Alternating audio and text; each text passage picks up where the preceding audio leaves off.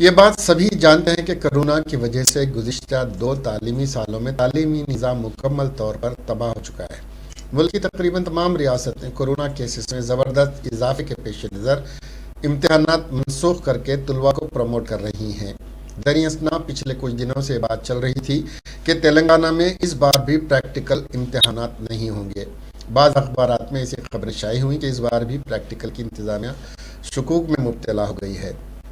Inter board نے معاملے کی وضاحت کرتے ہوئے انٹر کے حوالے سے جاری مہم کو مکمل روک دینے والے انٹر بورڈ نے وضاحت کر دی ہے کہ اس نے کہا کہ اس بار ٹیسٹ کسی بھی حالت میں کرائے جائیں گے۔ اس نے اس معاملے پر باضابطہ طور پر ایک بیان جاری کیا ہے۔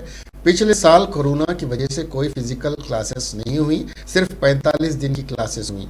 اس وجہ سے طلباء کو بغیر امتحان کے پروموٹ کرنا پڑا۔ تاہم سال 2021 اور 22 تعلیمی سال میں صورتحال بدل گئی ہے، کیونکہ کالج جنوری میں صرف 14 دن کے لیے بند ہوئے اور 1 فروری سے کلاسز معمول کے مطابق جاری ہیں۔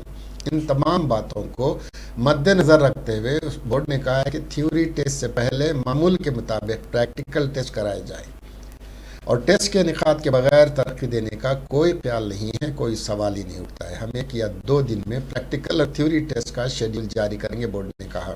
تلنگانہ بورڈ نے وضاحت کی ہے کہ تمام طلباء اس کا نوٹس لیں۔